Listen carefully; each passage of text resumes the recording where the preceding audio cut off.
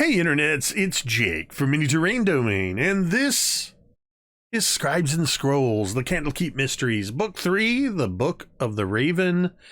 This is Chapter 26, The Chalet on the Hill.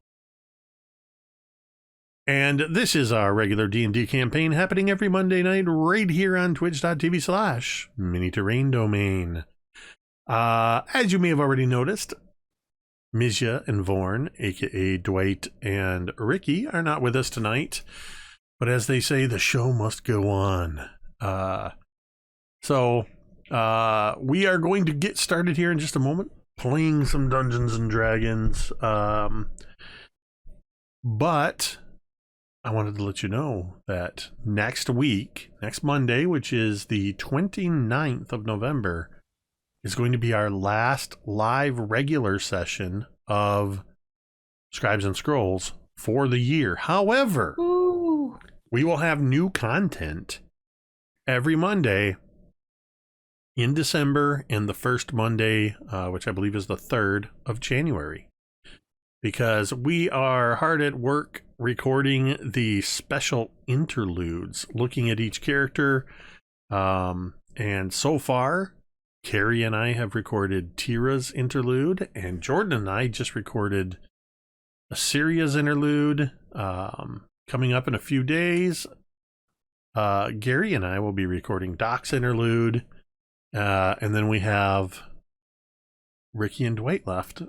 So those will be airing every Monday night as pre-recorded, but myself and several or some, or maybe it'll just be me, of the book club will be in chat while we air those episodes. And just a little fun fact, nobody else knows what takes place in those episodes except for the person that we recorded them with. So if you choose, if the other characters or players choose to watch those, then they learn some new information. If not, then oh well, their loss. Normally, Jordan and I share stuff behind the scenes, but we have been very, very good about not doing that. Yeah, this will be really interesting, and I can't wait to see each of your responses when you do watch them, whether you watch them when we air them or whatever, to seeing each character, new pieces of their backstory and stuff like that. Very exciting. It's kind of a new thing I've been wanting to do for a long time, doing one-on-one sessions. So yeah. Let's see, what else do we have?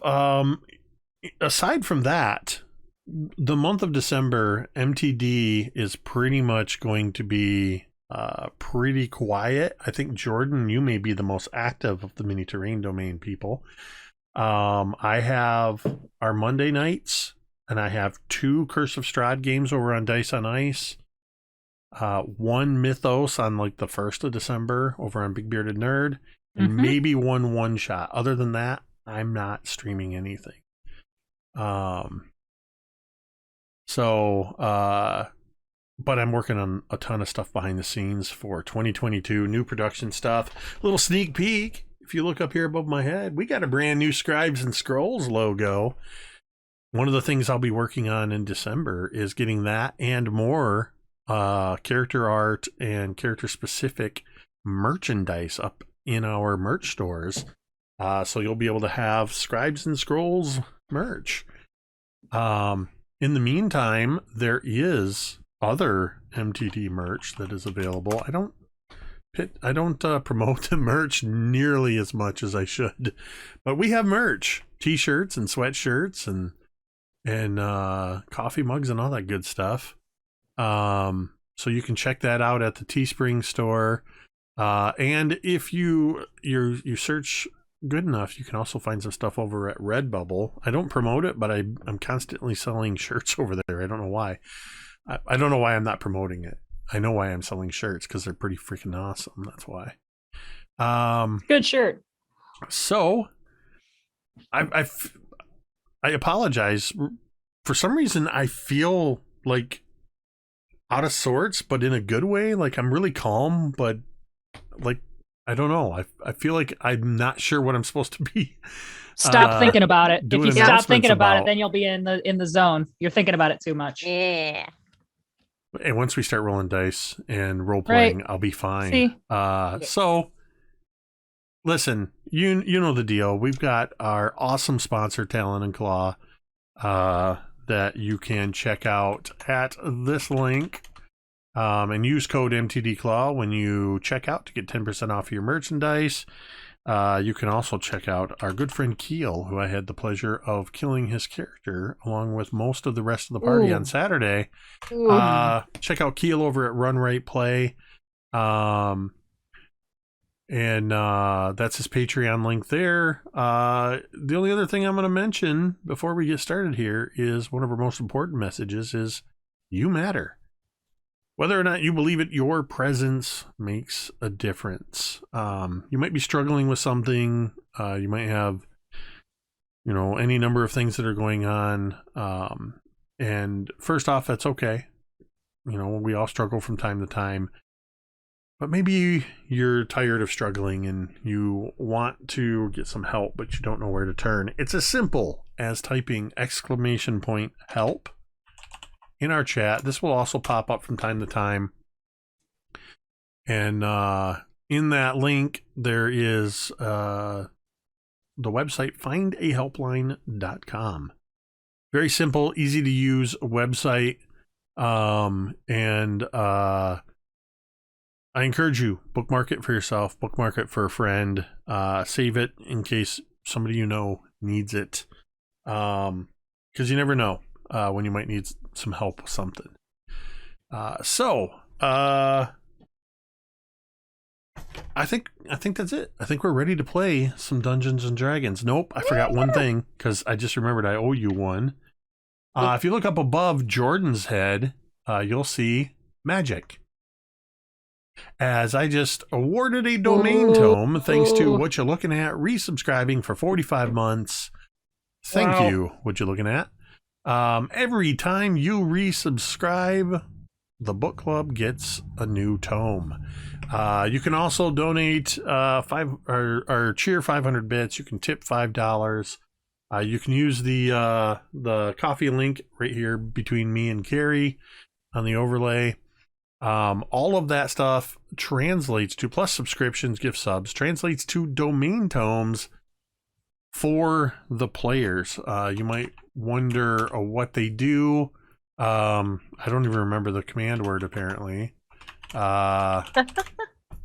They show up across the bottom of the screen. That explains exactly what they do, but rerolls, advantage, all that good stuff. But we recently introduced, and nobody's taken me up on it yet. No. I'm going to type in the right word. How about no? Because they care about our welfare. No. If you want your friendly neighborhood dungeon master to have some of these limited edition domain tomes like you see right here, they are a little pricier. But all you have to do is when you donate in that amount, and in your message, let me know that they're for me. I can only have 5 at a time. Anything extra goes to the players, but they are $20 a piece, and I can only have 5, and I'm limited on what I can do with them. I'll take them away because I know you guys are getting nervous. Just a little. Okay. Bit. I hate it. I hate that you just have like counterspell and it's like some awesome thing is gone. I hate it. You mean like when I roll a crit against somebody and you use 5 domain tomes and my crit is gone? Yeah, like that. I don't like the shoe to be on the other foot. Sue me. All right. Well, it's time to play some Dungeons and Dragons. Yay! Most recently, the book club has been making their way through following the path of a mysterious map found in the Book of the Raven on their way to investigate something, but it's been days and days and days, and they've just been following this weird map, and they had to deal with harpies, and they had to deal with a forest that terrified them stiff, like literally paralyzed them with fear. But fortunately, a very nice troll rescued them provided them with food, or rather prepared their own food for them, gave them a nice, comfortable place to stay, and then tried to kill them the next day when they went to cross her bridge. They escaped, but they lost a horse in the process. While continuing along the way, they ran into some kobolds who tried to ambush them, but they were able to eliminate them. Doc was able to intimidate them, but none of them were a complete match, or were expecting. Let me rephrase that. Only one of them was a match for the young horse-sized dragon that showed up. Doc, who could look this dragon, Mornvarother, in the eye, and stopped them from attacking them, but Mornvarother said, "You're mine now. If you don't show up at my location in an hour, I'm coming back here to burn you to a crisp." They showed up. They were taken prisoner. All except Assyria, who escaped through some clever and very excellent stealth, escaped notice, and was able to befriend a kobold named Taklak, who assisted in the book club being able to conquer Mornvarother and become dragon slayers, and aid in a kobold rebellion. And that's where we pick up. It's later that day. You were awarded the treasure, the meager treasure of Mornvarother. You all got your weapons back. You are rested, and you feel a little bit stronger and more experienced than ever before. They leveled up to level 4. Yay! We Level learned so 4. much. Level 4. We learned on our Level journey. 4. So, what would you like to do? You're currently chilling out with a bunch of kobolds. Chilling out is probably the wrong word, because it's still Very quite hot. warm in this caldera. What would you like to do? I imagine we're partying with the kobolds like the last scene in Return of the Jedi for at least one day. think like- so. We're having an Ewok party, right? Oops. No. I think too, Nope. knowing that the pork that we have in the bag is going to go bad in like another day or two. Mm-hmm. We're like, Asera is just taking it all out of her bag and Fix the it up. community bag and just trying to deck these kobolds out, as well as cleaning. Yeah, I mean, Yep. it's pretty fair to say that you're right at that edge where if you don't cook up the last of the pork that you have, it's probably Mhm. going to go rancid. Help. And there are a lot of very hungry kobolds here. Oh, yes. Yeah. And So- now that you've defeated Mornvarother, all of the kobolds come out, and you find that there were actually quite a few smaller and thinner kobolds that and very young kobolds as well. Many kobold families that were hiding within the warrens. So it's a pretty decent little kobold colony here, and they are very happy to party with you.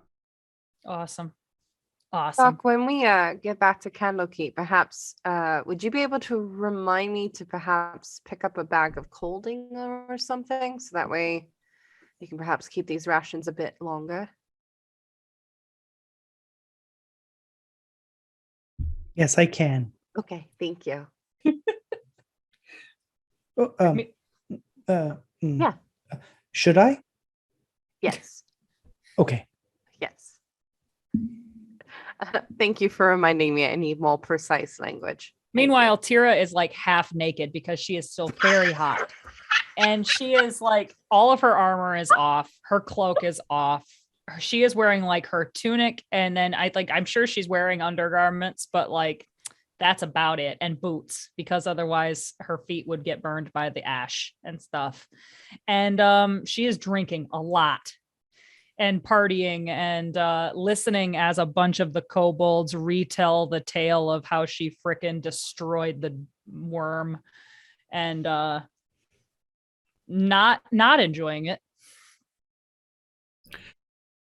I would like so during this celebration, the kobolds bring out quite a bit of they had very meager food supplies. They didn't have much in the way of meat, but they had a lot of fruits and vegetables.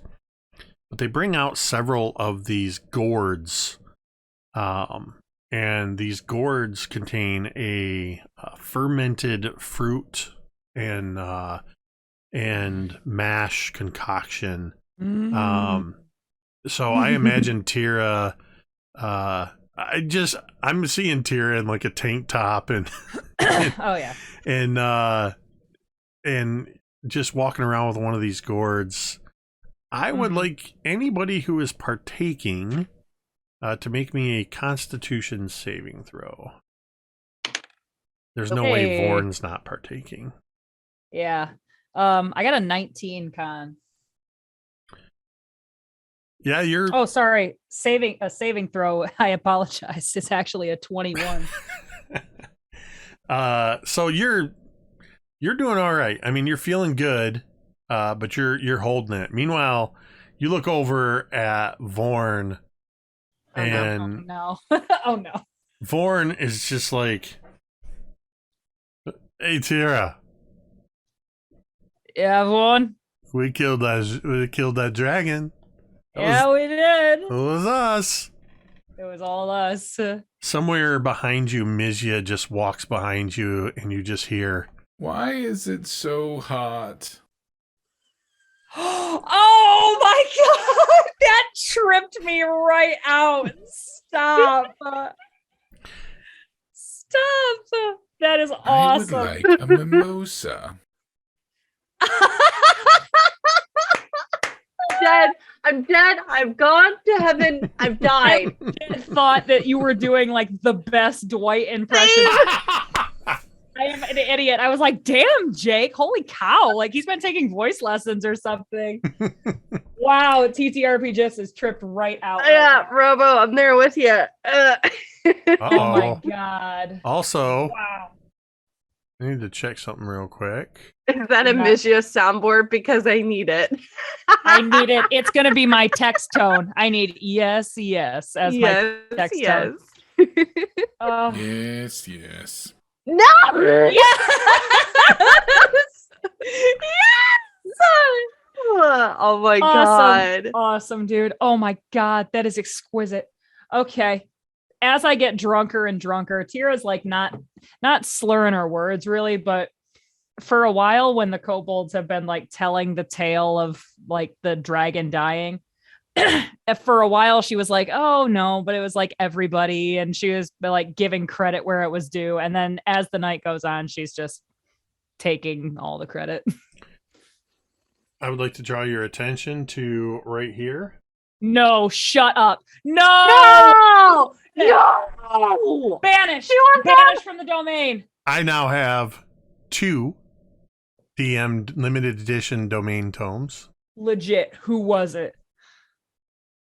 Oh no. Why do I feel like it was know who it Ashenworks? was. No. No, Gary knows exactly who it was. Was it D20? Was it Hawkmere? No. Was it D20? Of course it was D20. If you pay attention, when they donate, this little Ko-Fi thing actually rises up and says their message. It was D20. I didn't see it. We're a mature rated Oh channel, wait, right? I've been reading this Australian slang, a dictionary Oh, that was no. sent to me by Neofat. This is for you, D20. Good on you, mate. Good on you, mate. Good on you, mate. And thank What? you very much for your contribution to my evilness, apparently. That is Yes. Fuck you. just despicable. Villain. That's fine. Oh, and to answer your question, the channel, I don't think the channel is actually rated for mature audiences, but we're all adults here, and you can drop an F-bomb here and there. Thank you. So anyway, Thanks, Dad. y'all are, like I said, Mizya is just miserable. as they walk around behind you, just complaining about the heat. And Why is it so hot? Oh my god. Vorn's drunk. Yeah, Vorn is very drunk. And I eventually, I guess, as the night would wear on, if I start to see Vorn getting like embarrassingly drunk, I start to kind of like guide him towards a bed or somewhere where he can sleep, not a tavern, a cavern, I meant. Somewhere where he can sleep. I rolled another con save for him, 17. He's doing a lot better. Oh, okay. Never mind. He must have had some water. Hydrate or dehydrate, bro. No, I think he's just adapting to the. Oh yeah, and then he got a 21. Oh, so wow. I think just because Vorn hadn't had this before, Gotcha. it got It to him hit a little bit. hard. That makes sense. And he's actually doing okay with it the Good. rest of the evening. Good. You can still guide him to a bed if that's what you're looking to do. No, I'm good. Thanks. There you go. Another one of those for you. Thank you, Buzz. Yeah, the kobolds are absolutely happy to have you all. And unless you have anybody you want to talk to specifically, they're happy to party with you. If you haven't done so already, y'all can take a long rest. Yay. I think I did. Going to date the calendar. I want to go talk to Doc before we go to bed. Okay. Hold on. Sorry. I was opening up the D&D Beyond. I go around like, oi, Doc. And I'm kind of like, I'm getting tipsy-ish as well. Oi. Do you want anything to drink? I know you don't like it the way it tastes, but it'll make you feel good. It'll make you feel.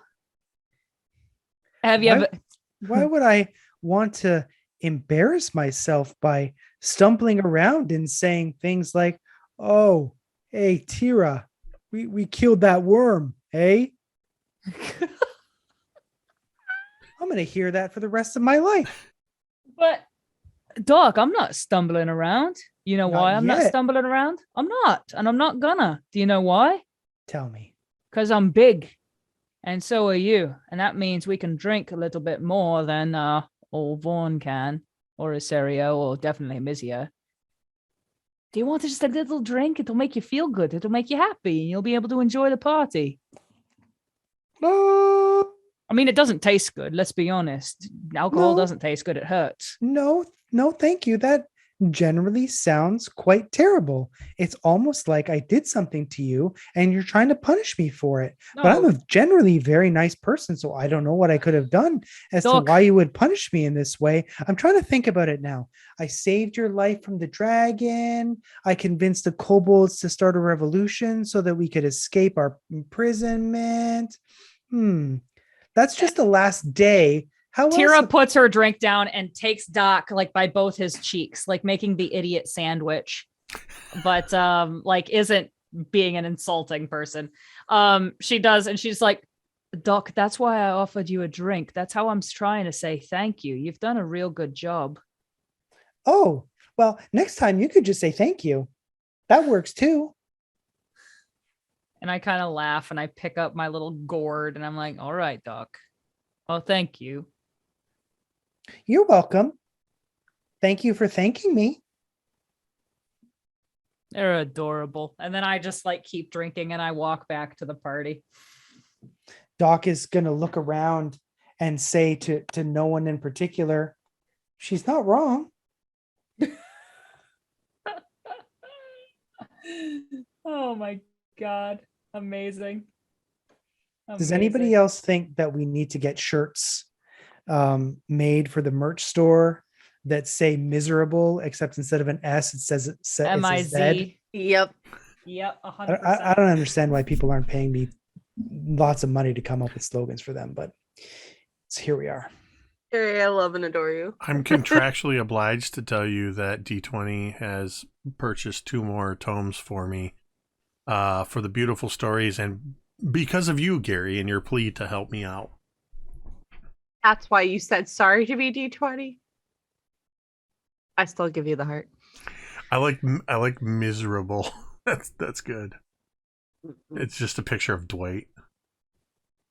I think as all of this is kind of happening, Asaria is kind of sitting back.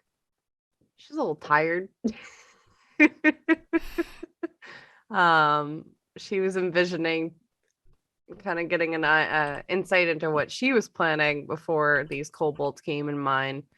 A play that her parents had taken her to when she was younger.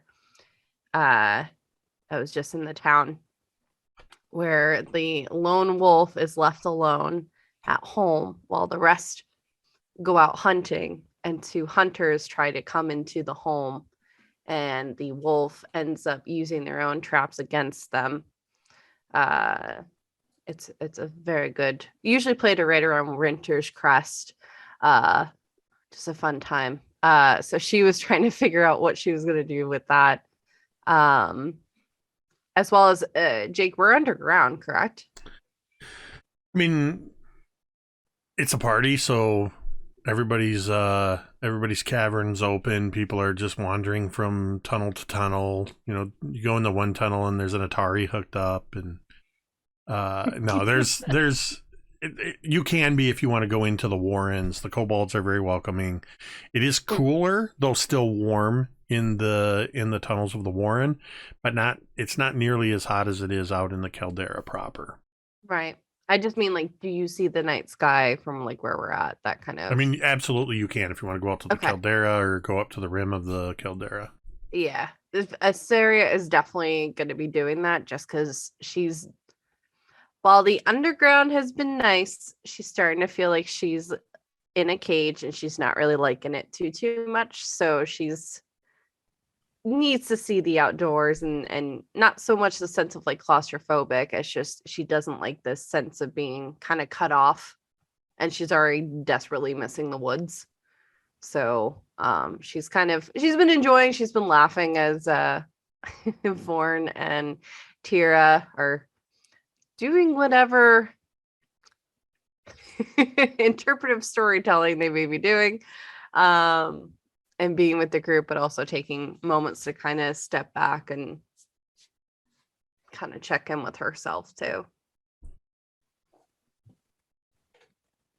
So are you maybe up on the rim of the caldera, like that little ridge that you were on the first night when you were keeping watch? Yeah. Give me a perception check. Okay. 25. As you're sitting there, it's probably dusk at this point. So a lot of stars are out, but the sun has still left a little bit of a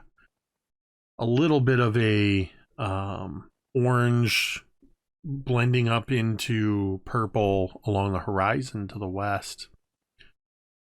And you see silhouetted against the sky as you're laying there, coming from the west,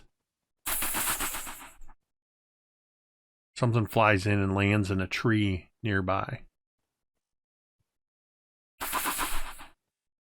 Another one. And then a few more start flying in. And you begin to hear the cawing of ravens.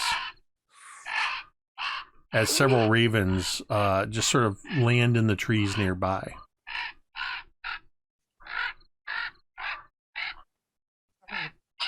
Quietly wander over.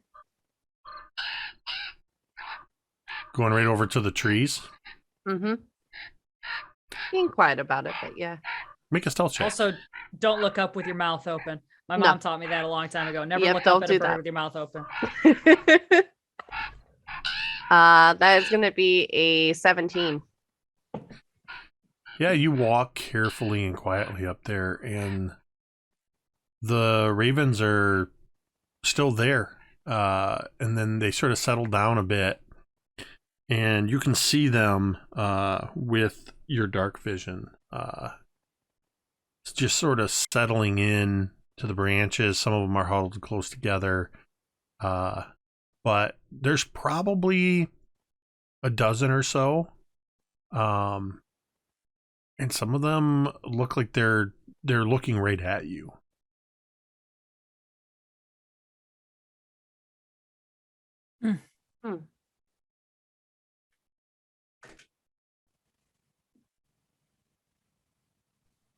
Okay. Do they like, is any one of them carrying anything, or are they just Nope. bare bones? Okay. Nope. They're just, a bunch of them flew in and they're sitting in the tree and they're just watching you as you Okay. look up at them. Just kind of look at them for a moment before kind of nodding her head respectfully. And then kind of back away slowly. You back away from them. The ravens, you hear a couple caws here and there, but after that, they don't they don't fly away. They don't seem to make more than a few cooing sounds. It seems as though they're nestling into that tree. Do you go back to where you were, or are you returning to the caves, or what are you doing?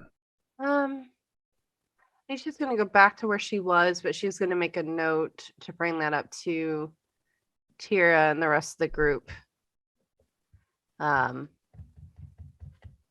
Perhaps when we have thoroughly celebrated a first big victory, not wanting to break, the first kind of real tension that the groups had for a while. So not wanting to break that just yet. But she will make a note to bring that up to the rest of the group, and is at this point just keeping an eye out and making sure that no other unfun shenanigans may be on the way.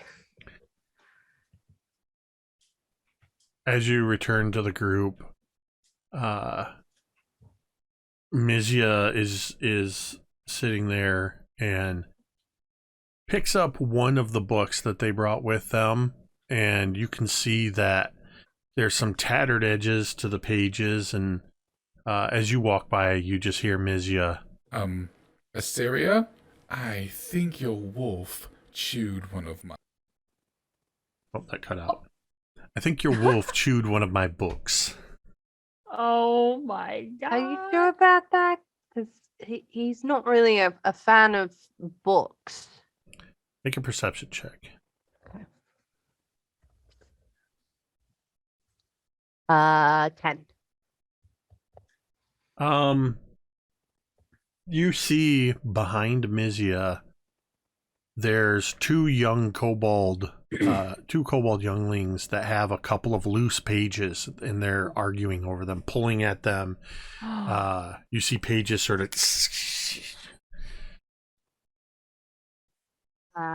Yeah, Mizya, and Assyria will kind of point behind. Yes. I believe they're the ones that have decided to ingest some of your knowledge. Yeah, Soren doesn't really eat books. He eats bacon. Are you all right there, Visha? Yes. Mizya just turns and looks at the two young kobolds, and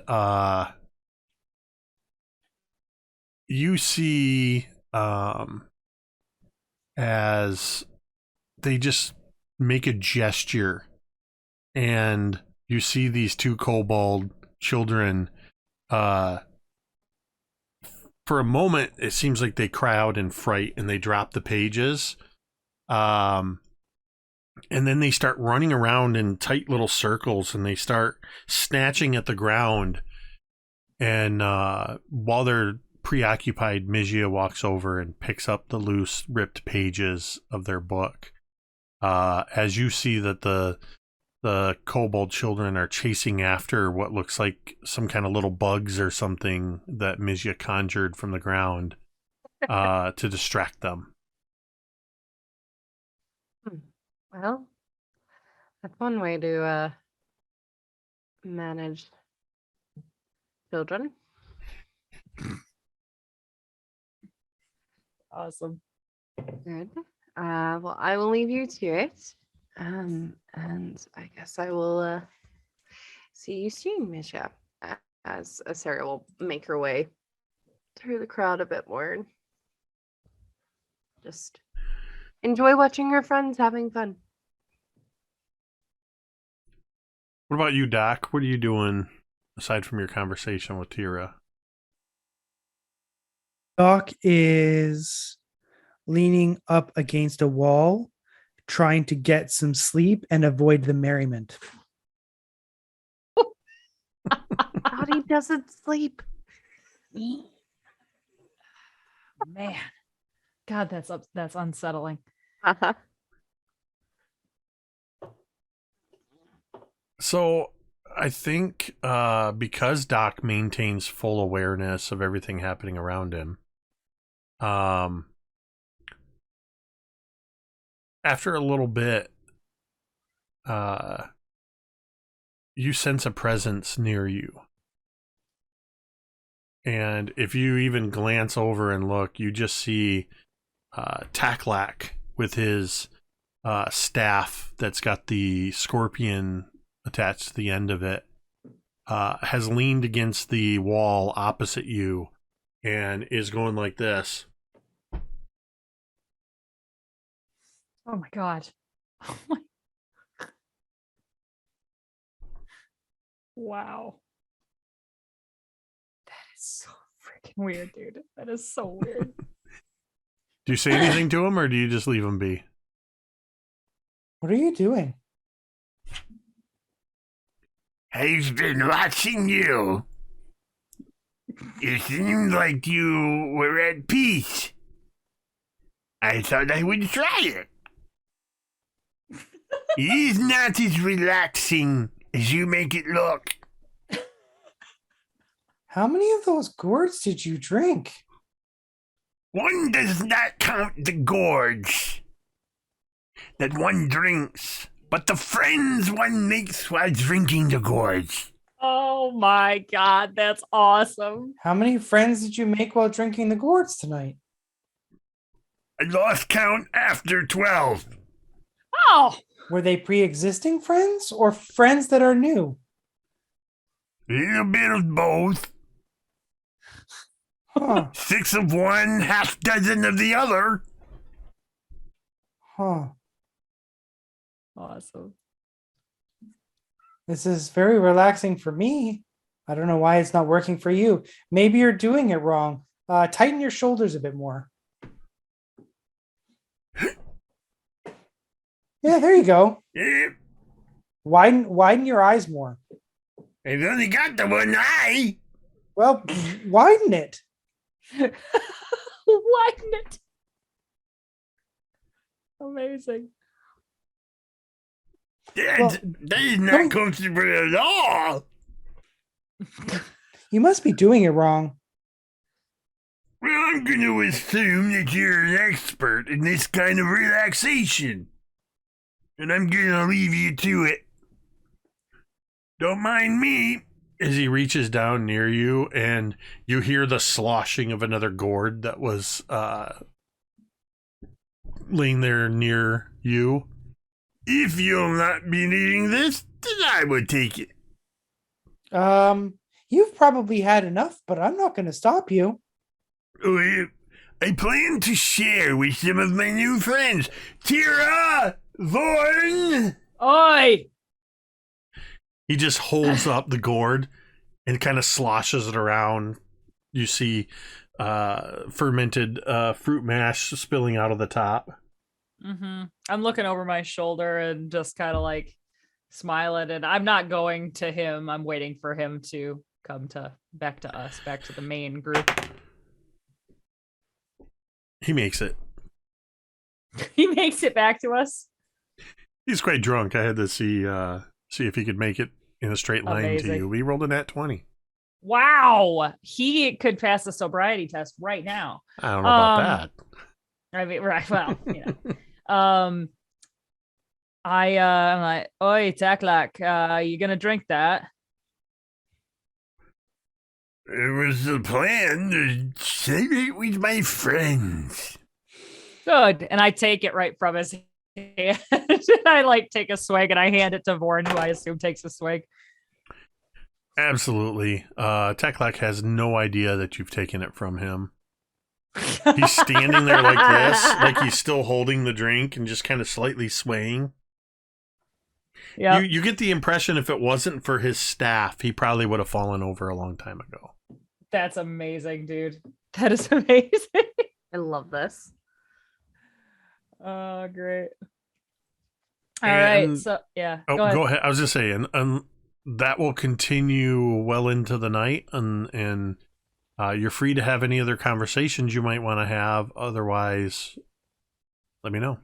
Teera would probably eventually just kind of find her way up. Can I get to like just, where like Asaria was like hiding, like the edge of the caldera, but outside the caldera? Yeah. Yep. Honestly, that's Syria would have probably showed you where that was. Yeah. Probably. That is probably where Teera would find to sleep because it's probably a little cooler up there by the rim. When you get up there, as you climb up the side, you find Assyria sitting there with Soren. Oi. You looking for a cooler place to sleep too? Well, like quieter. Yeah, that too. Why is it so And hot? Oh God, Mizya, go! Mizya, find another spot along the caldera. I have a feeling that you don't have much else to say, and maybe you should go to bed. I see you just looking down in the caldera as you sort of hear Mizya say that from inside as they're wandering into one of the cooler caverns. Yep. For And sure. I just kind of like look over to Sarah. I'm like, we just won't tell him. Probably good. Yeah. And then Teera does kind of like, she brought her bedroll up with her, but is still like half clothed and just sort of like spreads it out and like lays back and is like, oh, what a day, huh? Could say that. Well, I'm going to sleep like the dead. I'll tell you that right now. What about you? Don't die. Well, I'm not going to die. Right. I mean, if that little wormling couldn't kill me, I doubt a good night's sleep will. Well, Hey? true. Although we might need to perhaps do some workouts or something with Vaughn to bulk him up a little bit more. Well, he's going to have some recovery ahead of him after the sizzling steak treatment that he got. Just a bit. Yeah. Yeah. He was starting to call himself he's getting pretty drunk down there. And I'm sure like on cue almost we hear Vorn like yelling and doing some beating his chest and Mizya, what do you think? Yes, yeah. yes. And he just stands up on a rock and you just hear, "What's Mizya doing?" Yeah, what's Mizya doing? It's 100%. And you just hear from in one of the caverns, you hear Mizya. Vaughn, you have something on your mouth. As Vorn is just kind of slobbering with drunkenness. Amazing. And I just kind of like look over and I'm like, he's starting to call himself Vorn the Dragon Burnt, which is accurate. Very accurate. It's pretty guess- cool. That makes you the Dragon Slayer. Yeah, I guess. I mean, don't you call me that? That's weird and embarrassing. No, but I mean to any enemies, that we have out there. Yeah. I'm gonna Teera, start the to get all Sunmane Dragon Slayer. Ooh, that has a nice ring to it. And Teera just kind of chuckles to herself and is like, well, I think we owe you a thank you after you followed us and tunneled down through that cave we were in. So thank you. Did absolutely nothing. You have, and she'll kind of gesture down. Takak to thank for all that. I was trying to come up with a much comical way of getting all of you out. So Well, if yeah. you weren't there in the first place, Taklak wouldn't have known to help us out at all. True. So, Well, I wasn't gonna leave you all behind.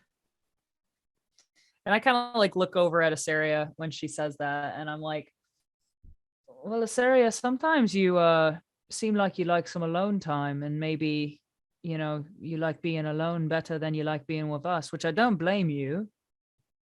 But I mean, when we're all in trouble like that, I wouldn't have blamed you if you just said, you know what, screw it, and left us behind. I'm glad you found us.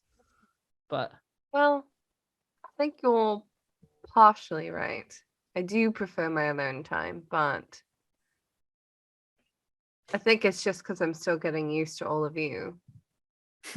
We've talked about it before, but I'm very used to people leaving. I'm not very used to people staying for an extended period of time. And leave all of you after you gave that speech back at camp before we even set out on this part of journey.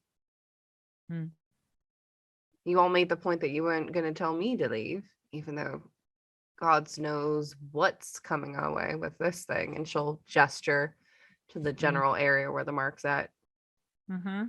But you're all telling me to stay. I wasn't going to let my found family go at this point.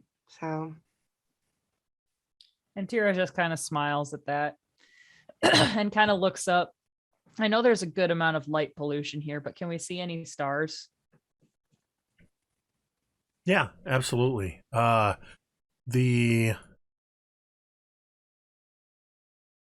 It's getting into the 7th of Myrtle, which means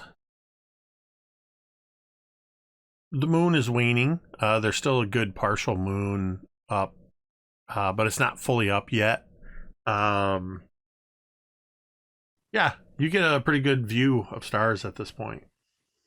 And Teera just sort of like leans back and it's just like, what was that? You said found family, huh? I never heard that before. I like that. Found family. Yeah, And it's kind of the group you find. It's not necessarily bound by blood or by markings like a tribe, but or clan, whatever you may want to call it. But it's thicker than blood, it's thicker than water, it's thicker than ale. It's the bonds that can tie a group together. Like a wolf pack or something. And yeah, Teera just kind of smiles and is like, I like that. And then is just sort of quiet. You know? And I apologize if this is getting heavy, but I'm gonna say your brother has a very cool sister. Yeah. I like to think so, I guess. And you notice Tira's eyes kind of, she was just sort of contented. And then like, they're not exactly like troubled, but they do get like distant. And what was just sort of like pure contentment on her face is like, you see creases at the corners of her eyes. And then she's sort of like, well, good night, Asaria. And then she kind of rolls over kind of away from Asaria and wraps herself a little bit in her bedroll and then just tries to go to sleep. Daria will look regretfully at Teera, realizing that her words didn't have the effect that she had hoped. And she'll kind of look at Soren for a moment and kind of move her head to Teera, like gesturing to have Soren kind of snuggle up with Teera for the night.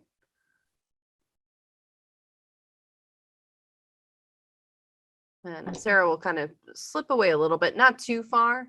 So Teera's off on her own, but kind of giving Teera her space. Mhm.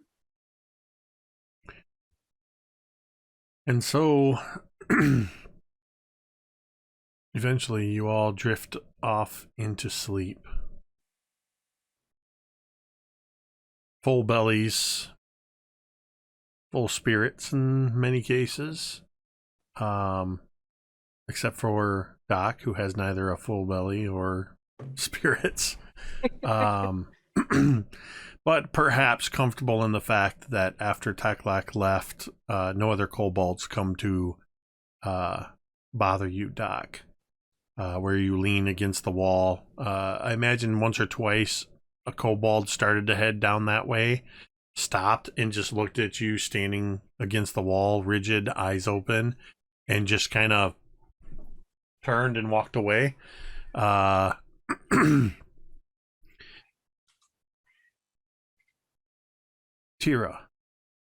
Mm-hmm. Sorry, can you guys hear my freaking cat? I apologize. She is throwing a temper tantrum. Teera, you have not a specific dream that you can recall, but it's more a series of images. You see mostly just rapid scenes of forest, snowfall, disturbed ground, flashes of a weapon swinging through the air, an arrow flying out of the woods, flying out of nowhere to strike a target, and then it cuts to something else. A horse running just rapidly into the woods, a burning building, screams, more arrows, clashing swords, a horse running into the woods. And you keep seeing that, almost like these rapid scenes kind of replaying themselves. Mm-hmm. And you see the horse running off into the woods. And then in your dream, you wake up alone next to a cold campfire. The snow has fallen enough to cover your bedroll in a dusting of snow. You're shivering. There's a horse with a saddle, a bridle, full tack, but the saddle is empty, standing over you. As you look up at it, you hear, and you awaken with a start on the side of the caldera, and you hear as one of your horses is down grazing at the bottom of this little rise that you're on. I kind of like, without even kind of realizing it, Teera has like sprung up kind of to her knees, and then like was sitting up, and then just sort of like settles back, so her like butt is on her heels, and it's like and then just kind of like looks around, kind of slowly remembering where she is, and then as she like turns her head quickly, her head hurts because she could go from whatever the hell she was drinking last night, and it's like, oh, and then like stands up and like just starts petting the horse. Oh, buddy. I stand up, and I realize like there's something right up against my leg, and I look down, and it's Soren. I'm like, oh, I said, wake up, buddy. And I like scritch him like on his ribs before he's like really even awake. And then I'm like kind of petting the horse just to make sure it doesn't run away. Is it one of our horses? Yeah. Yeah, Okay. when you arrived at the caldera, they took your cart and your horses and led them away. Okay. Yeah. So I guess I would or is it like tied up? Is it like Nope. gonna It was run just away? grazing Okay, at the good. base of this Okay. rise. Good. So I would kind of pet Soren, and then I would just sort of stand up and like crack my neck, and I'm sore from just sleeping on the ground.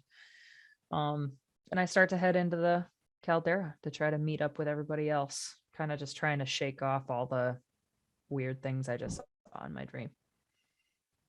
You get down in there, and perhaps to your surprise, you see Vorn sitting with some kobolds and munching away at some of the remaining boar meat. As you come down in the caldera, Vorn just looks at you and he goes, I took some of what was left.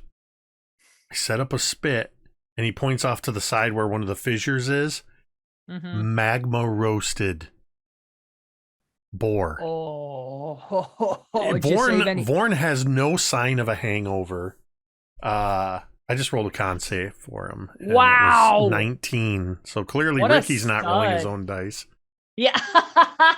What a badass. So yeah, Vorn's like just completely awake and eating some of this. There's not a lot of meat left.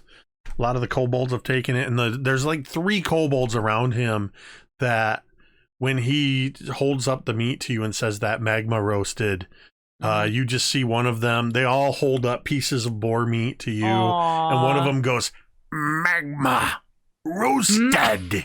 Oh, guys. Oh, my God. I want to take a little piece for myself. And Teera just pops it in her mouth and it's just like, and like sits down, like almost like her knees buckle. And she's just like, oh, it's like the sulfur makes it taste like eggs, Vaughn. It's like breakfast. That's phenomenal. he's just looking at you like, right? And like looking at the kobolds who are all just nodding at you. It's so good. It's so good. Doc, Next time we're in a city, you have to sell that recipe. It'll be worth something. Doc, what do you do when you get up in the morning? Doc is going to wander the tunnels, and he's going to be looking just to see what life is like for these kobolds. He's not going to really talk to anybody. He just wants to look and see what he can see. I keep forgetting whether or not you have dark vision. Yes. What I need to remember is that Teera is the only one who doesn't have dark vision. That would be easier to remember. Well, That's Doc has factory installed dark vision, if that's helpful. Okay. that is more confusing. So make an investigation check. Oh, all right. Well, I'm going to add guidance. Get a dice out. I rolled poorly. 12. Okay, well, it's not a pass-fail situation. It's more of how much you notice. Mm. You, as you wander these various caverns, these caves, first, it's a struggle for you because most of these, the biggest they are is 4 feet Ooh. high. Oh God. So you would have to crouch really low to actually get into some of them. There are a couple of tunnels where they're open a lot more, mostly at the back of the caldera. That's sort of where Mornvarother's quarters were, if you will, where you fought him and where he had a couple other tunnels back there. But the warrens themselves are all much smaller. You notice that on the inside of these caves, you see that there are hollowed out areas ranging between the equivalent of like a 10 by 10 space all the way up to one that's about 30 feet by 30 feet. And it seems like a lot of them stay in there, but some family units have taken smaller tunnels and caves. You see signs of very limited civilization or personal belongings. You see bedrolls made mostly of leaves and straw.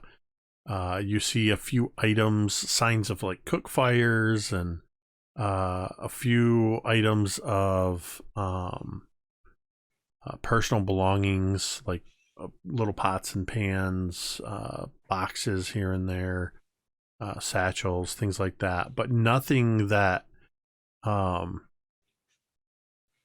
looks like it has any kind of real value in terms of like monetary value. It's more like just these are things people need or hold on to.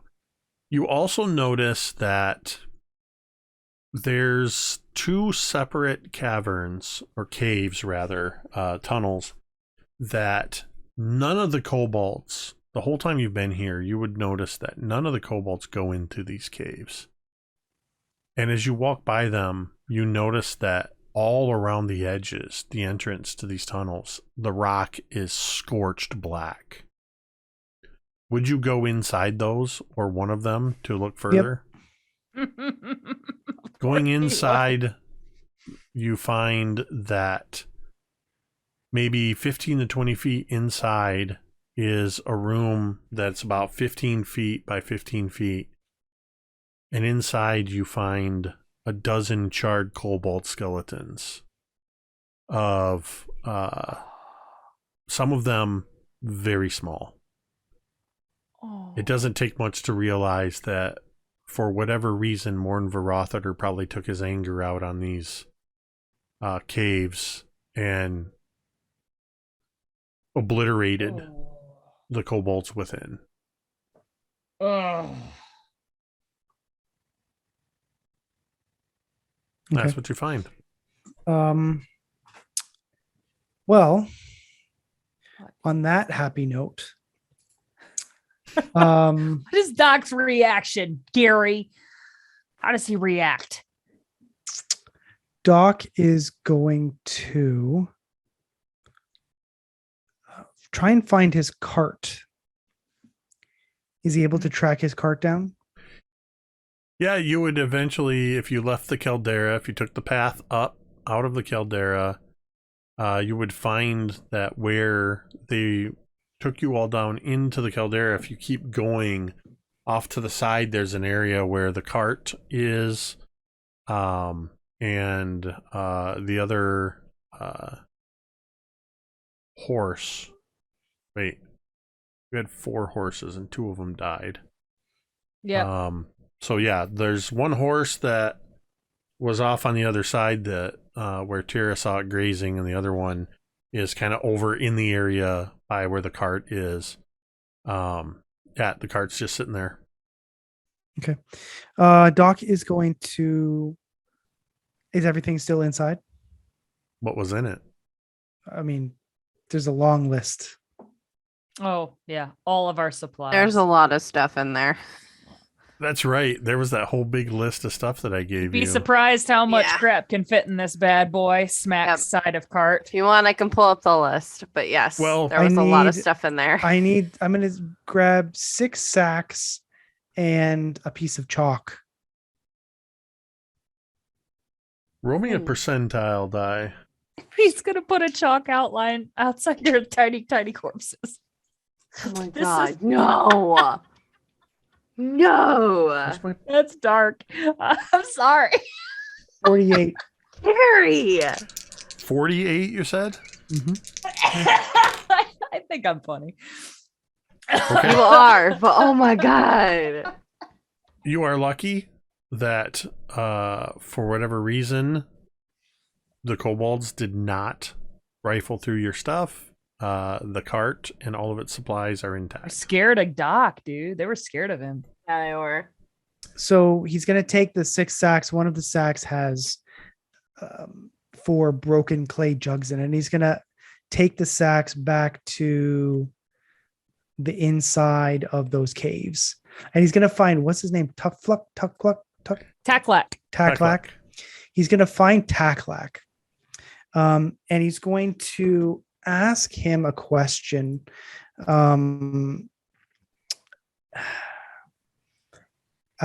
going to say, excuse me. Yes. What can I do for you? I need you to show me how to write something. Is there a written version of your language?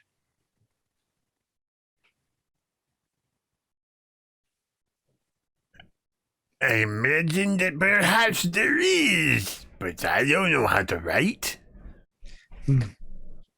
Does anybody? Not that I'm aware of. I guess I can ask. I know you could ask, but would you? Would you like me to ask? Is that what you want? That's what I just said. I said, would you ask? Wow. I will ask. This Thank is like you. an immovable force meeting an unstoppable object.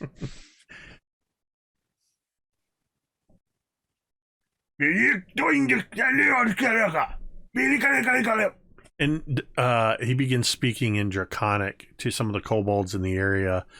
Taklak is just sort of sitting on a rock where you found him in the caldera. His staff leaning to one side. He's got a foot up, and he's eating some of the slow roasted, magma roasted pork that Vorn prepared. And you see the equivalent of as he calls out to somebody, and one of the kobolds is like, a couple of them they shake their heads no, and one of them calls out to another one, who calls out to another one.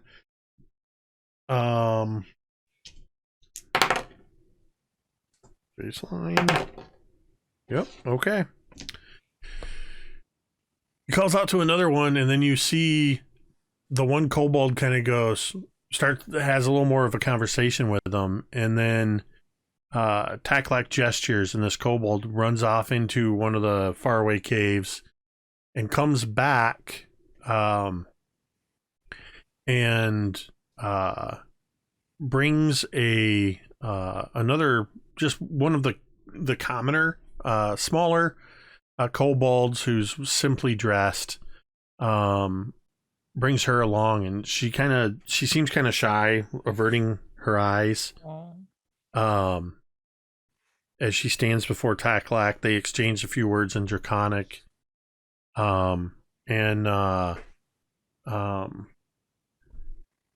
looks back at you, Doc, and says, This is Islis. Islis apparently can write in our language and in common. Oh, Really? well, that's wonderful. That's exactly what I needed.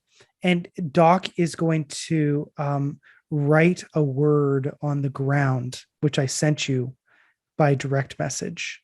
okay. No secret notes. And he's going to say, can you show me how to write that word in your language? Oh, what is the word?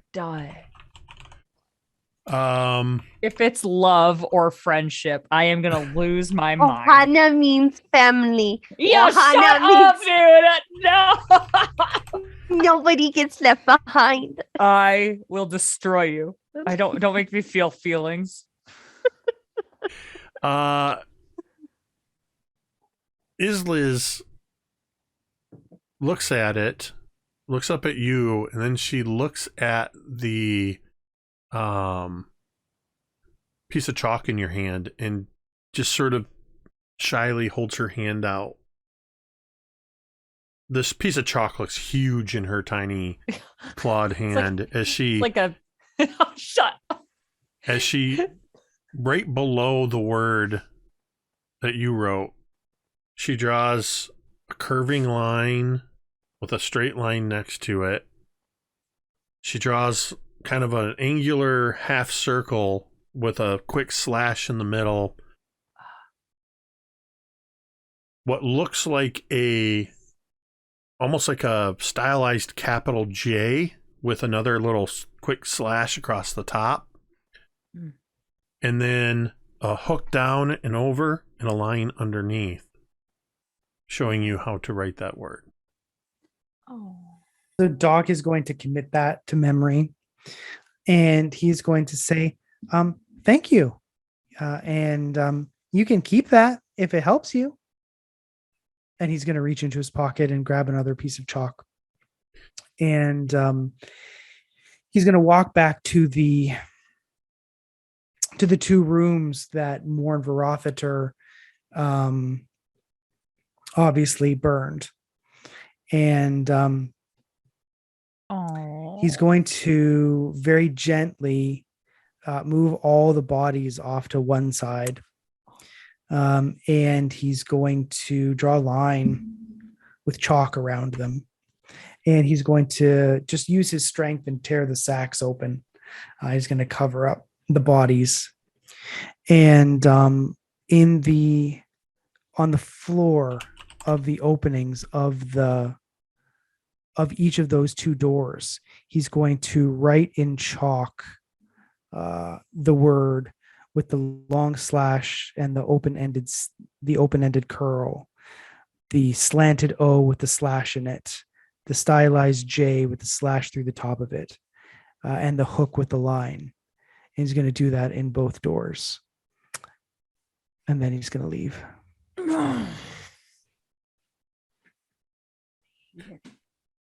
And I am going to put into the Discord, both in our own Discord, so that the rest of you can see what was written in Draconic. Okay. And I'm going to put in the public Discord for Candlekeep. I'm going to put this so that cool. anybody who wants to can also see from our audience what was written in the Draconic of what was written. If you're not a member of our Discord, I've just put the link in our chat. As Doc writes these, and you see when you finish this, you see Isliz is holding, just sort of still standing where you were, next to where you wrote on the ground. Well, you wrote it in common, right? I wrote the word in common so she could read it. Yes. Right. So that means everybody could see what you wrote. I mean, in theory, if you walked If you walked that way. I mean, unless you erased it, it's in obvious didn't. chalk. So, yeah, you see Isliz standing there still next to these two words, just cradling this piece of chalk that you gave her, as Toklok is quietly exchanging a couple of words with her. As you come back out, she sort of takes the chalk and just kind of holds it to her chest, as we see her still standing a little sheepishly, but next to these scratched words in Iokaric, and above it we see in common the word home. And that's where we're going to take our break. Oh, That's sappy as wow, fuck. that is Gary. amazing. Oh God, Amazing. All right, well, thank you everybody so Wow. far who's tuned in and been watching, and for the generous donations. Thank you to our good friend D20, honoring Gary's request to help me out. I have 4 domain tomes of the limited edition variety to use at my whim. We are going to be back in just a few minutes for the rest of this session. So stick around, tell your friends to come on by. We'll be back in about 10 minutes. And we're back. Woohoo! Yes, yes. Yeah. So, unless anybody has anything else they'd want to do, or you can kind of do it in this moment, I'm kind of picturing at this point, just a small time jump, where on the edge of the caldera, one of the two remaining horses is hitched up to your cart, and your other horse has been brought forth, and you're all kind of getting ready to head out again, as the entire kobold colony is there to see you off. Kobolds are probably either hugging or trying to hug some of you. I imagine a couple are very small kobolds are lightly hugging Doc's leg as they barely come up past his Aw. knees. Buddies. And Taklak is just standing there overseeing everything. Off to one side, Doc, you see Isla just still holding that piece of chalk that you gave her, just holding it close, as they are there to see you off as you continue on your journey. Doc is going to beckon Isla's forward. She, as you do so, the kobolds around her part to give her room as she steps forward next to you. Doc is going to dig into the back of the cart, and he is going to pull out 2 candles. And he's going to give her the 2 candles. And he's going to say, you should keep practicing your letters, but it's dark in the caldera where you live. So if ever you want to write when it's dark, you can use the candles to brighten your room so that you can see what you're doing. Oh my god. Her eyes are just these big watery eyes, as she just can't believe that she's being given more things.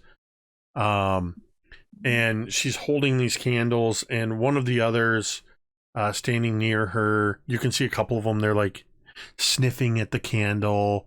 And she kind of says something, kind of pulls it back, says something to him in Draconic, and then kind of looks up at you and says, he wanted to know if it was food. I told him no. Oh, buddy. And then she just kind of looks at them again and says, thank you. Oh my god. I love them. I love her. You're welcome. I hope we see you again. But if we don't, okay.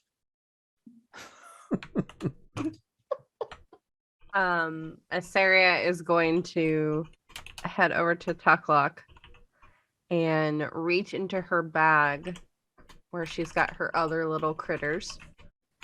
Oh. And she's going to pull out a burry.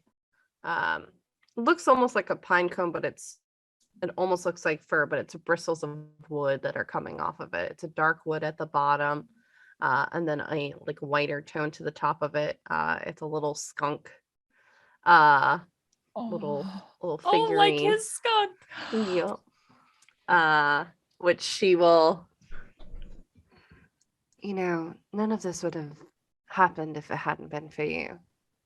So, here's a little buddy for your buddy. And she'll kind of lean forward, handing it to him. He takes it from you and admires it as he kind of turns it over in his hands and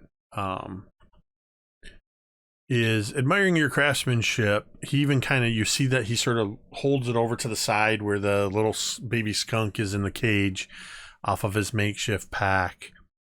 And he says, "It wouldn't have been possible for us to be free without you and your friends. Oh. You are friends to the Caldera Kobold Colony." Oh. and he holds his staff up in the air, and all of the kobolds begin throwing their hands in the air and just cheering all of you. Wow. Okay. She'll kind of nod her head before backing away. Are there still, do we still see the tree, and are there ravens still in it by chance, or no? Make an investigation check. You're kind of on the other side of the caldera, but what do your half-elf eyes see? 18. They've seen okay. Oh. You're looking at the tree and you're not seeing any signs of movement in the branches. No signs that there's any birds there. Who is going to ride the horse? Me. You both raised your hand. Oh. We're really down to 2 horses. Oh, We could God. Rochambeau for it. Well, we have one for the cart and then one to ride. Okay, you ride. I'll. You- Sarah will walk with Soren. That makes more sense. Terrific. So, there we go. I get up. Side note, I am dressed again. I have all my shit I on. figured you were. Yeah. I felt like I should be specific so Jake wouldn't later on be like, did you put your armor back on or did you Hey, I'm leave not it in that the caldera?" pedantic. No, you're not. You're right. You're not. That's not fair. I leave that for but I- Gary. Yeah, right. I'm just kidding. I'm just Wow. kidding. Dear Lord. Taking shots. He did not even More for provoke Doc, you. not Gary. That's a Doc specific thing. Mhm. So I got all my stuff back on and I climb up and I'm like, well, better be hitting the road. Do I I know I don't know Draconic, but would I have picked up in our revelry last night at least like the word thank you?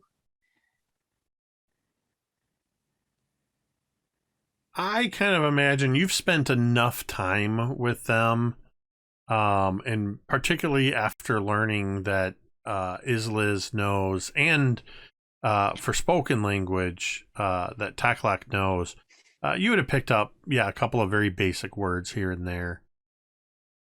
Teera would try to say thank you in Kobold, like as they're getting ready to leave.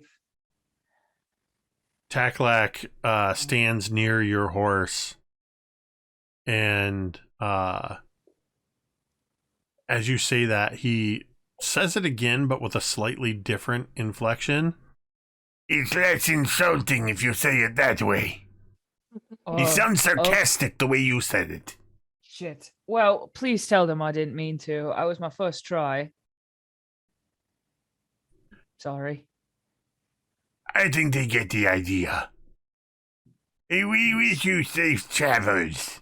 If you ever come back this way, please stop by and say hi. I love that. Oh my God. I want to stop by and say hi. As Doc, are you behind the reins of the wagon again? Mizya is seated next to you. Assyria and Soren are walking. Mhm. And I got to imagine Vorn is going to climb in the back of the wagon and ride. Maybe he would walk alongside the cart for a little ways as you leave. As you are pulling away and the kobolds are cheering after you, and and they showed you the way to continue on that you were going, which is to continue, or rather to move to the east. I would like perception checks from everybody. One of these days I'll have your passive perceptions in front of me. Speaking of, real quick, did Vorn ever get a change of clothes? Like, he was Conan for a while. Did he ever find new clothes? Let me. I know there wouldn't have been anything for him in the Kobold Ewok community, Village? but I would say he's actually got.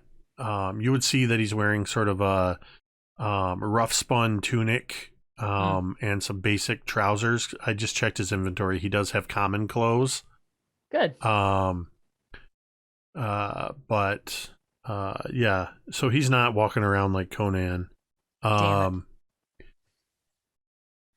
I got an 8 perception. Yeah. So you're not noticing this. What about 14. 14? Syria got a 25. Whoop. I don't know why I'm rolling a die, because Ricky wouldn't roll a die. Let's do that digitally. Yeah, that's more like Ricky. Power 8. Power 8. And then it is daytime, so Mizya's at disadvantage. Is Mizya underneath the parasol? Mizya would have a 23, actually. Ooh, nice. Yes, because I keep forgetting about the parasol. Yeah. So as you're pulling away, Mizya kind of just leans over to you, Doc, and says, "Would you look at that?" And Assyria, you and Soren have noticed, and Doc, you see as well.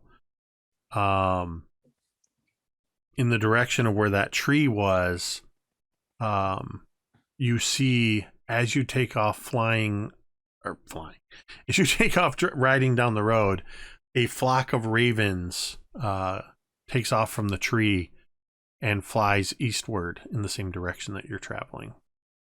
Do you know what's funny about that? What? The book that was delivered by a raven is called The Book of the Raven. Oh, good job, Doctor. You put that together all by yourself. Yes, I'm more or less the smartest person here. Yes, yes. Yeah, wow. Did anybody else notice that the amount of complaining that Mizya is doing today is about equal, but the amount of contribution is quite a bit lower than normal? Yes, it's strange. Oh, good job, Doctor.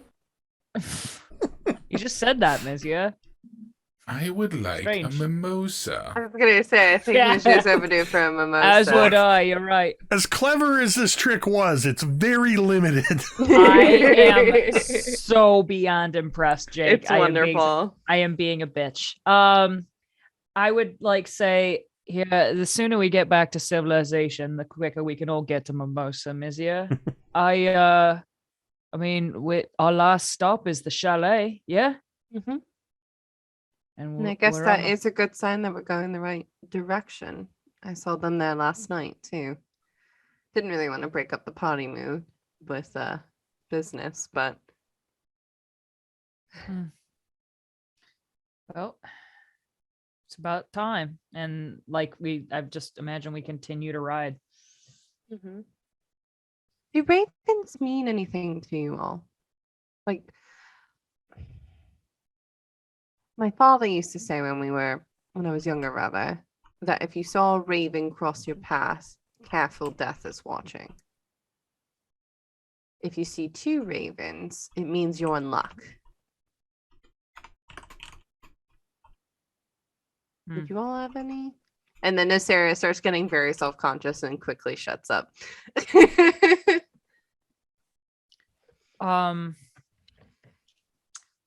As soon as Asaria says, "Do ravens mean anything to you?" Teera goes, "Nope," and starts like riding up ahead of the others. My 3 are. Are you ready? No, you just need one. I need one from each of you. 3 separate. What are we pen. rolling? Sorry, I I just did need not read one that. d20 roll from each of you. I did not read that quickly. Sorry. I got a 15. 12 10. He's gonna tell us what the weather. I heard a 12, I heard a 10, and a 15. and a 15. What is the weather? You think as I had you rolling, I would have had this ready, right? It is not terribly hot. It's quite comfortable. So Mizya has nothing to complain about there. What were the other 2 numbers? 10. It is not I don't- windy at all, and then the last one was a 15. Mhm. Yes. It is lightly sprinkling, Oh. sort of a gentle mist. Very love. It's pleasant out, so you're not cold or anything like that. But it's just a nice, gentle springtime mist as you are walking along, traveling along. Imagine Mizya even possibly commenting, "This is so much nicer. Oh. I wish it could be like this all the time." Asaria will drop back a bit, let everybody get out ahead, and then quietly skip behind. She loves. She that's loves the adorable. rain, so Does she's she gonna, ever go doink in like a puddle? She may or may not. cannot confirm or deny. I cannot that she is confirm doing or in puddle. deny, but if you look back behind you, she may be a little bit more covered in mud than she was a couple of seconds ago. That's precious. When the opportunity presents itself, Doc is going to respond to Asaria's question about ravens. And he's going to say to her, well, one thing that I know about ravens is that it's said that they possess the power to travel between planes, almost like a guide. So if you use raven viscera, you can attract creatures from the Feywild, or so I've been told, or read. That I didn't know.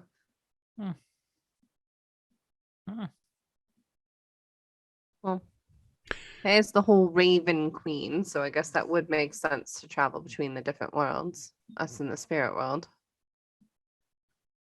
I don't know. It just seemed a little interesting. It surely was something. Quiet. The wagon moves on, and you hear a splash behind you as Caesarea jumps into a puddle. And you just hear a little bit of a slight chuckle as Vorn laughs, not so much like not making fun of you, but kind of like seeing you having such innocent fun, and just kind of gives a hearty laugh. Aw. I ship Vorn and Asaria. I'm doing it.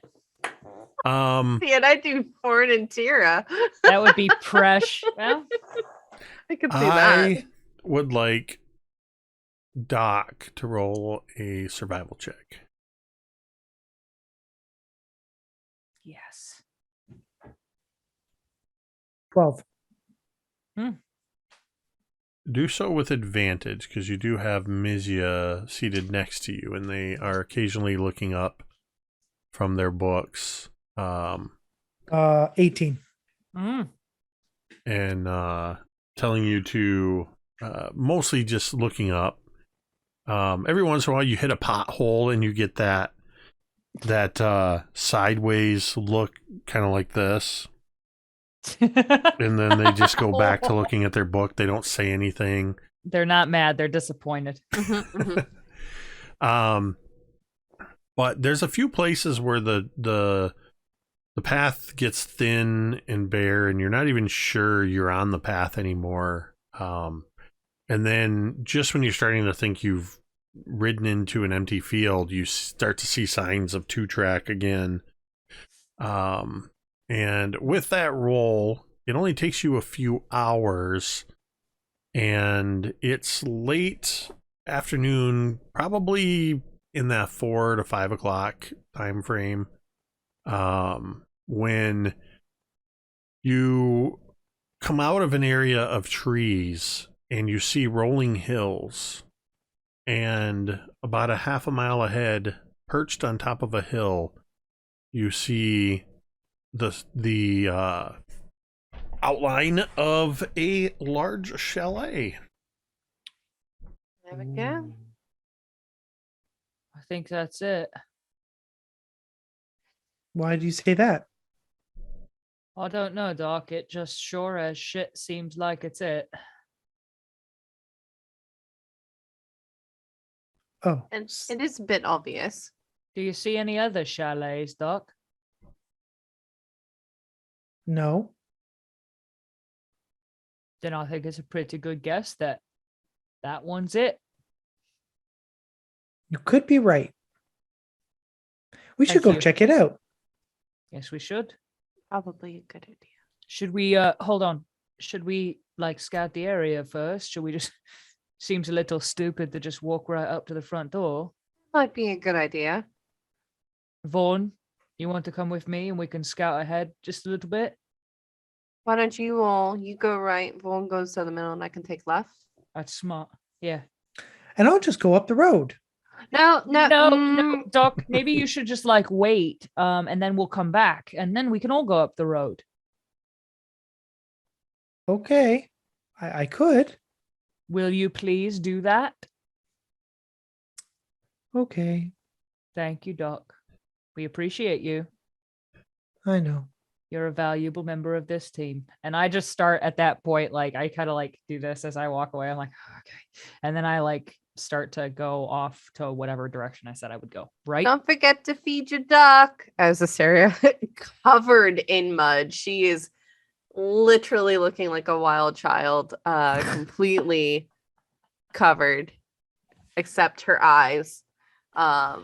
As she like kinda- Jodie Foster and Nell. Exactly. Exactly. Thank you for getting the reference. Yes. As she kind of disappears. 100%. Yes, dude. Phenomenal. So yeah. you and Vorn and Assyria are going scouting. Yes. I am a ranger. I should And probably scout. Were you all three splitting up? Is that what I heard? Yeah.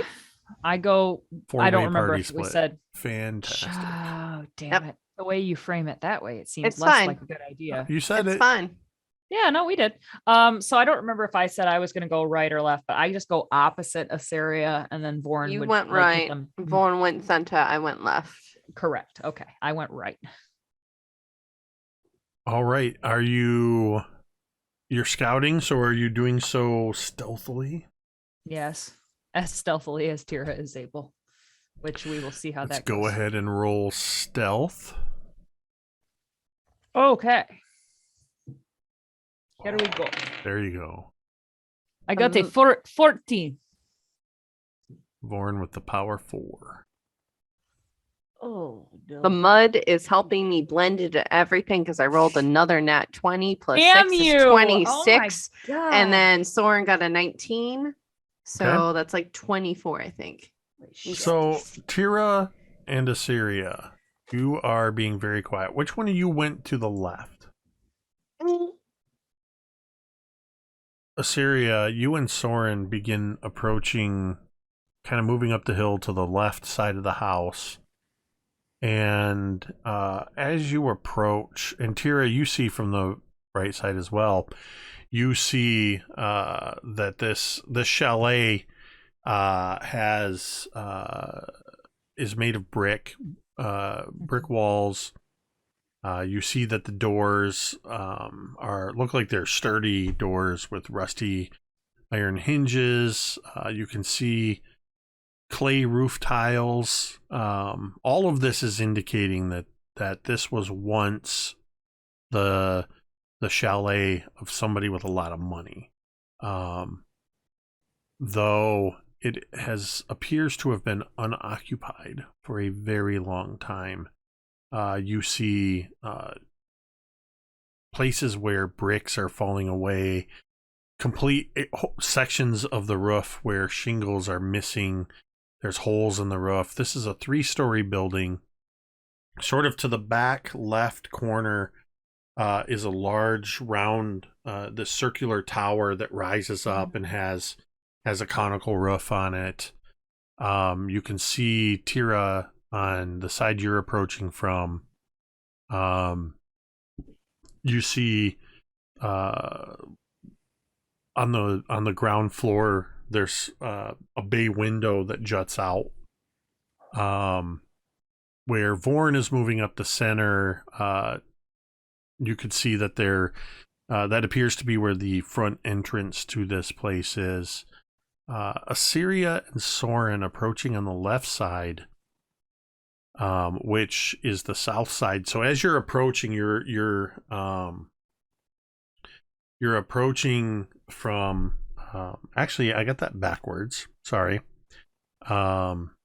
You were traveling east, not coming from the east. So flip those. Assyria and Soren, you see the bay window. I see a tower. And you all can see the tower as you're approaching. That's obvious. Gotcha. But I Teera, really see it. what you see as you're coming in on the right side is you see that there is a wrought iron fence that has sectioned off a whole side area immediately below the tower and to the south or right side of the house as you're approaching. You see that roughly every 10-15 feet there's a brick pillar with small statues on top of them. But this area is clearly delineating a small graveyard. Okay. You both do not need to make perception checks for this. As Vorn is moving up the center, sort of creeping up, Oh god. you hear Vorn curse in Orcish. You hear the sound of him falling to the ground and then cursing again. And as you glance over from where you're both hidden as you're approaching, Vorn appears to have stumbled into some overgrown tanglefoot, and it just caused him to trip up, and he's making quite a bit of racket as he's trying to extricate himself from this with his four. I would from where my hiding place is in Orcish, I would say, Vorn, shut up. I'm doing the best I can. Well, put yourself out to that, but do it quietly, eh? I forgot to put on my sneaking goggles. I'm dead. Doc, you and Mizya can actually hear Vorn from where you're at. I quit.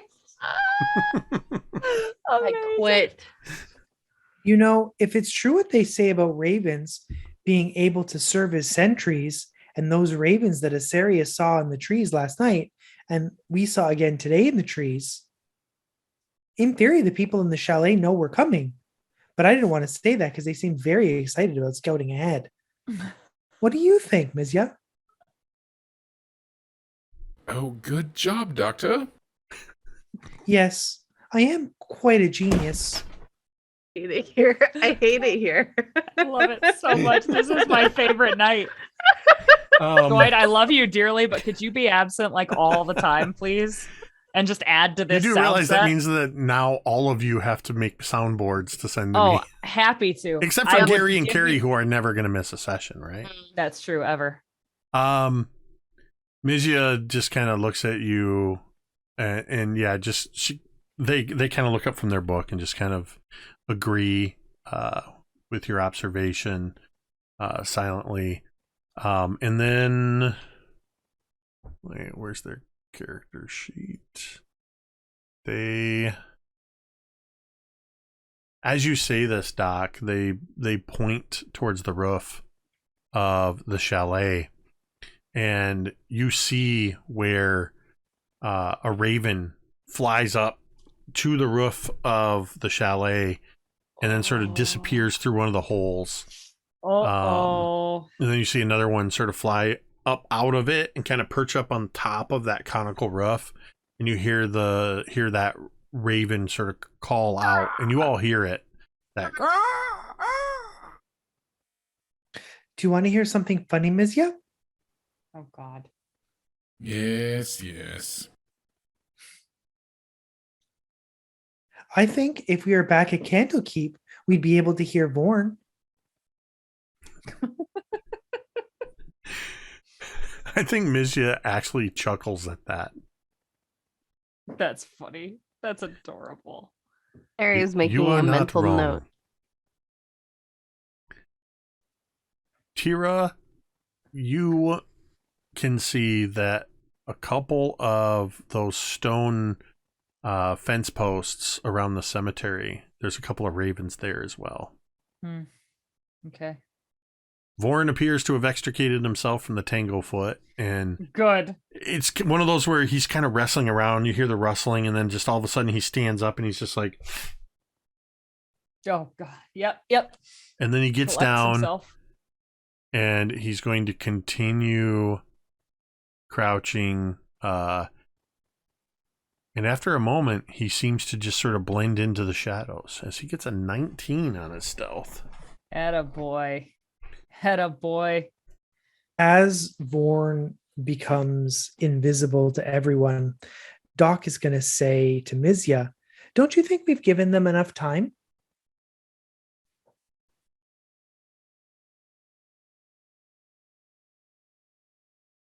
Yes, yes. And Doc is going to lightly snap the reins and is going to start driving the cart up the road. So, Teera and Assyria, you can hear the sudden and the. What is he doing? I travel alone. Well, the two of you are kind of far apart to communicate to one another. Yeah, no, I think this is us separately saying. Just, I imagine like a split screen of both of us going, shit. I at the was just exact going to same say time. split screen. Yeah. As Yeah. Mizya and Doc are driving forward, Doc is going to be waving. Oh my God. I want to sneak over, like not super close to that graveyard, but closer than I am now. And I just want to see Yeah. it. Okay. Quickly. So you get closer to it, and you see that there are 4 graves that are in this cemetery. As you get closer to this wrought iron fence, you can see that it's about 7 feet tall. You're on the south side, you're on the west side. You're approaching from the west side. You can see now as you're closer that on the north side of the enclosure, there's a gate. And you can see that there's an archway. And from where you're standing, you're kind of reading it backwards, but you can make out in the wrought iron that it says Brantifax in the arch. There are 4 gravestones, but from outside you cannot read what is on these gravestones. They look very weather worn. Okay. So I kind of want to, like, this is towards the back of the chalet, you said? It's on the right side of it, like right below where that tower rises up. Okay. I guess I kind of want to just make my way around the remainder of the back of the chalet and then try to meet up with Assyria. Okay, Assyria, what are you doing on your side? She would probably be doing something similarly where she is moving around towards the graveyard as quietly as she can along with Soren. For you to do that, you'd have to go all the way around the front unless you moved back past where Vorn was around the No, side. she's not going anywhere near where Vornuk. Okay.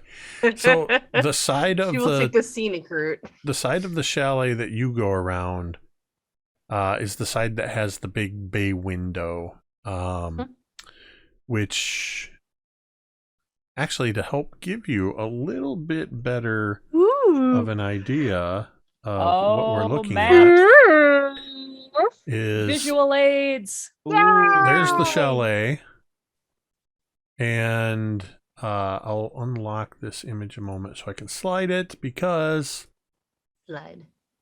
there's the Ooh. cemetery. Okay. So Teera, you've come in along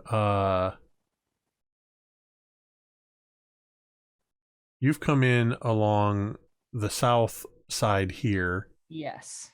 and Assyria, you're around this side over here. Vorn's coming in over here. So right in up near the top here is where the bay window is, and you can see that there are dusty windows that you could probably get up on your tiptoes if you wanted to peer in. Looking as you get closer, you can see a couple of the windows are broken.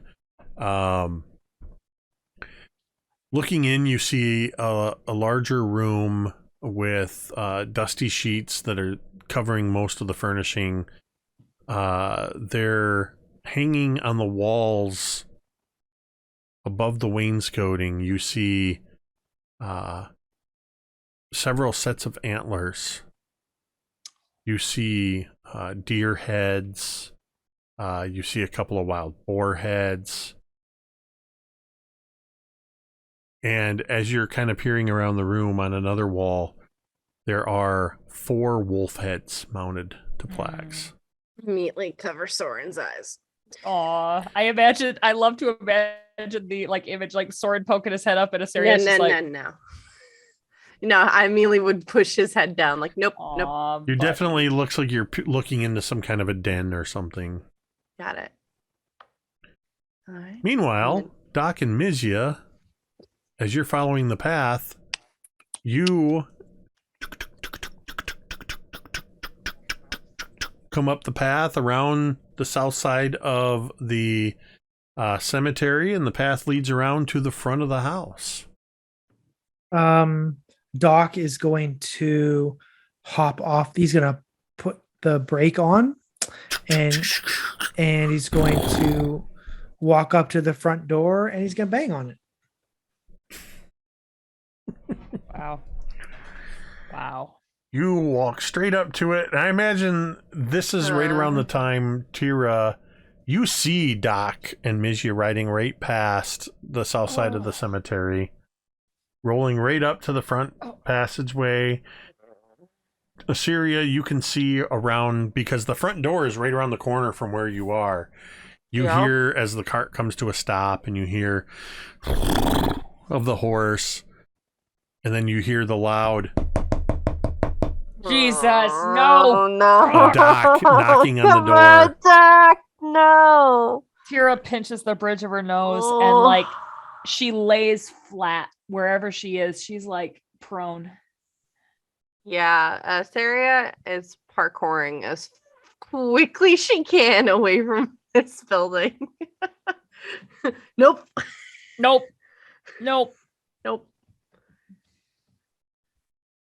And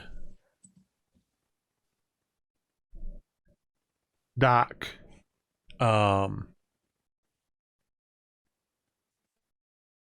when you knock on the door, at first there's no response.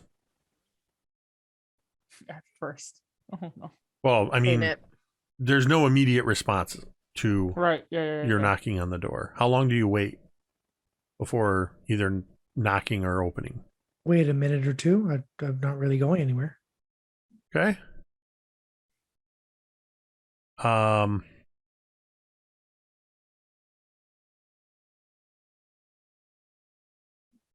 I think about the time you are thinking enough time has passed,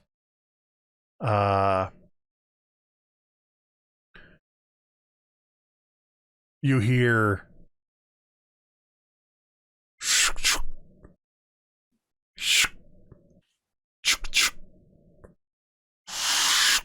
sounds like several locks being moved on the other side of a door, and then the handle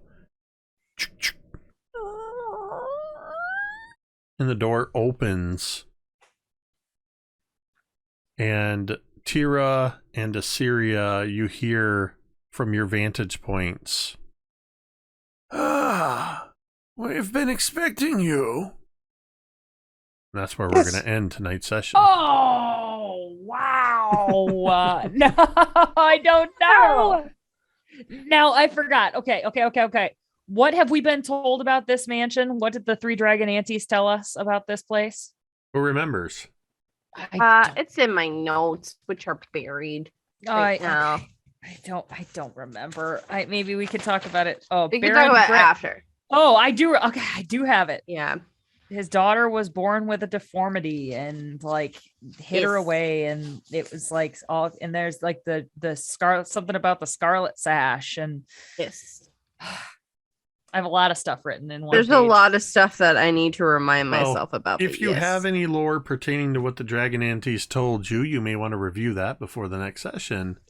But a general note is you were told that the Brantifax Manor was a country getaway for a wealthy family who had a daughter that was born with a deformity, and they brought her here not so that the country air could soothe her and heal her bones, but to hide her away from the prying eyes of high society. Any other information, you will have to rely on your notes.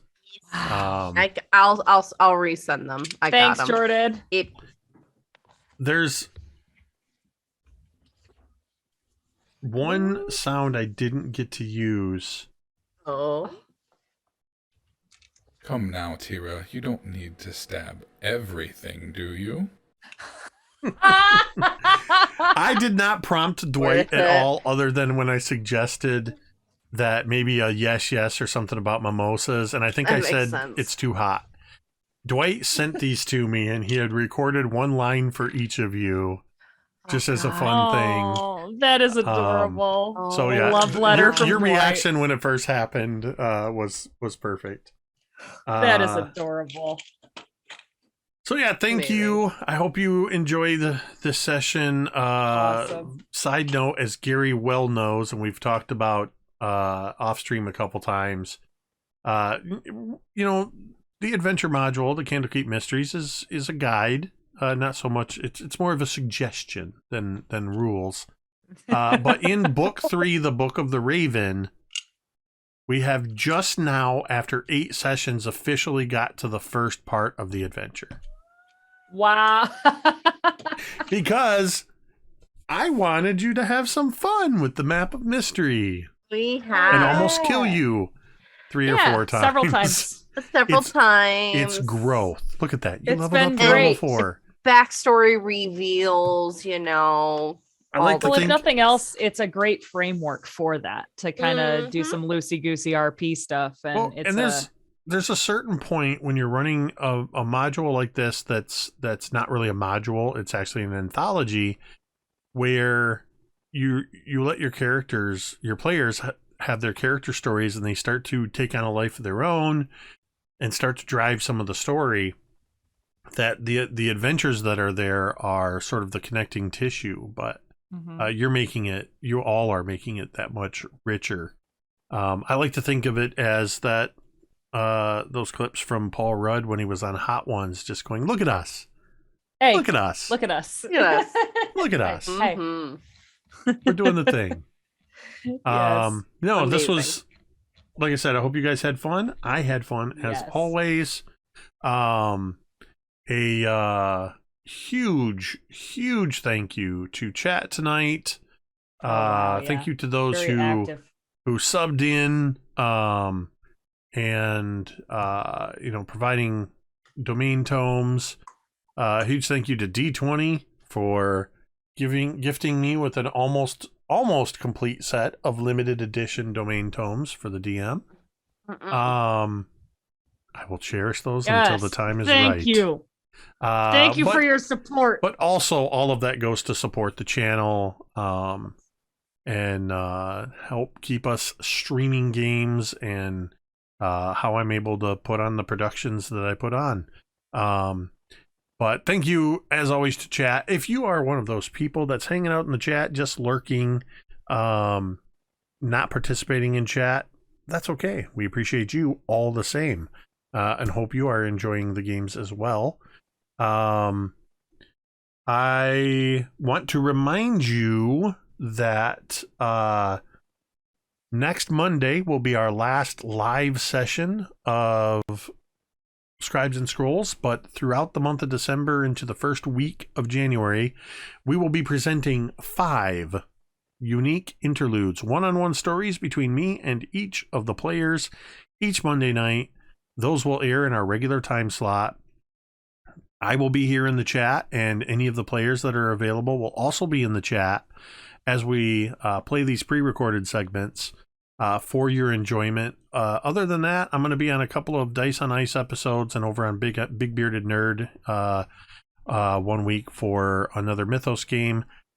Other than that, MTD is going to be taking a break for the month of December to recharge, refresh, so we can come back in the new year, rip-roaring and ready to go.